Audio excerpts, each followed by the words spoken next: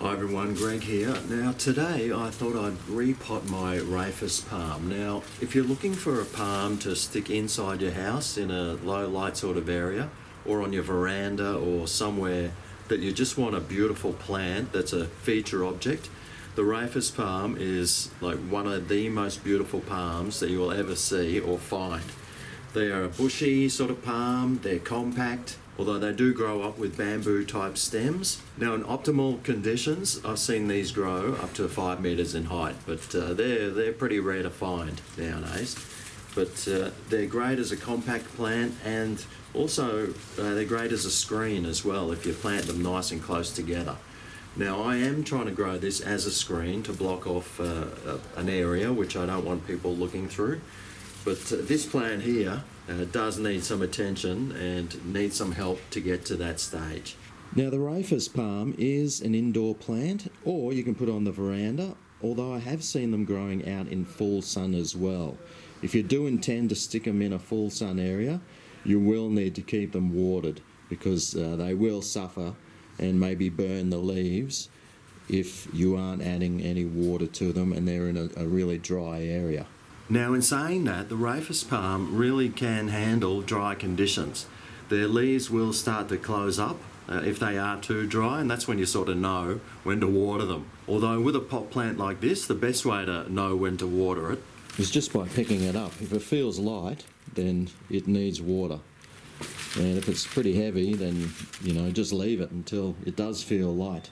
Now with this particular plant here, you'll see that the top of the soil is like right underneath the rim. It's probably 3 inches under the rim. So it's time to repot this bad boy up and give it a better chance at life. But it's still doing all right. You can see the little shoots that it sends out. It will send out a lot of these little shoots from the main stem, which will keep the plant looking nice and full as well. Now this plant actually lives in my garden there, and I really do not take care of it at all. It doesn't get watered, it doesn't get any love, and it's still looking pretty good. It has got some roots starting to grow out the base of it because I put it on the ground in the garden, because I wanted it to root into the garden and sort of send its roots out, tap into some water somewhere, and then help it shoot up.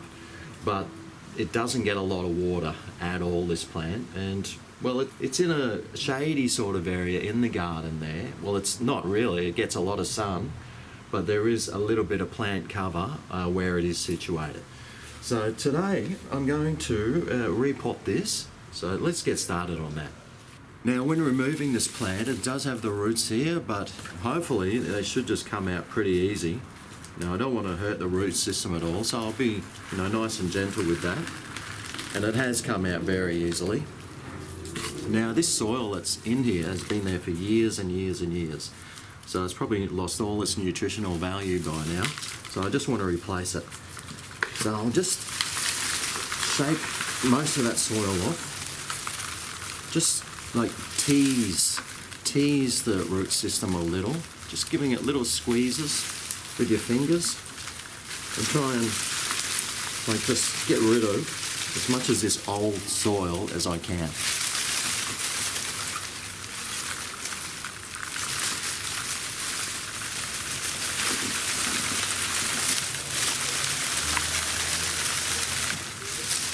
Well, it has released quite a bit of soil there. It's almost like half the pot full. That's all right. This soil does feel and look pretty average, so I'll just throw it in the garden later on. I won't be using this again to repot other plants with, because it's beyond its use by date.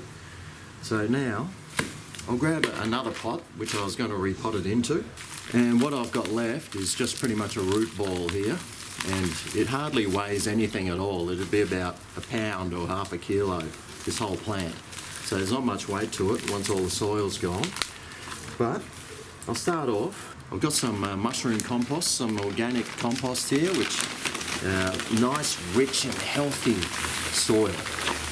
So I'll put quite a bit of that in. And here I've got some potting mix. I'll just mix all that through.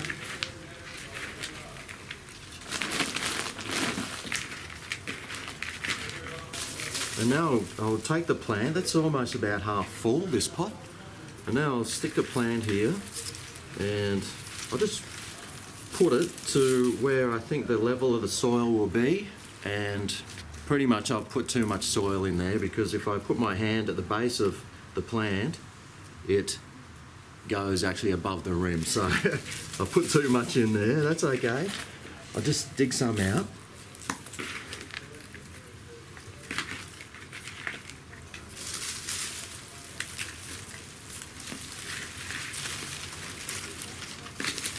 Here we go, and now it's about a centimetre or 2 centimetres under the rim. So now I'll just fill back in with the soil that I pre-mixed.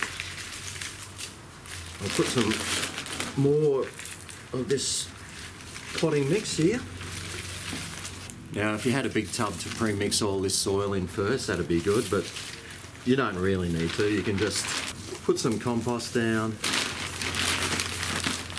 put some potting mix, sort of just mix it together as you go along. I'll give it a tap on the ground. That'll get all that soil going through the root system, which I'd cleaned out. And letting it settle down, and the plant has actually shrunk down a little bit as well. So I'll pick it up, just give it a shake. Well, hopefully that'll settle it down. Right, so now I'll just keep filling it up. But if there are any fine little roots on top, just make sure that they are all covered up.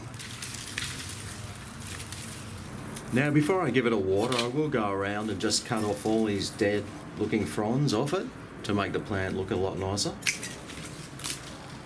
And down here there is a bit of a deadish looking branch that has got some dead leaves on it. But this one does have sort of a dying greenish tinge. I don't think it's going to survive, but I'll just cut this off there and maybe some new shoots will start popping up. I doubt it, but you never know. Now I do have some all-purpose fertiliser here. I'll sprinkle some of that on as well.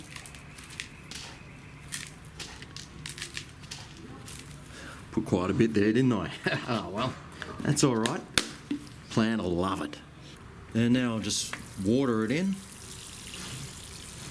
Adding bits of water, making sure that the water is actually going through the soil and draining away.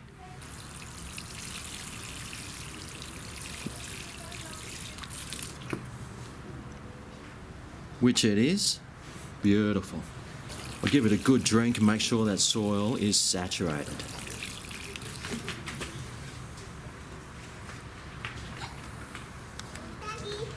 And there we go. Plant's nicely repotted. The soil level is back up to where it should be. And now I'm going to put it straight back in the garden. This is where it used to be.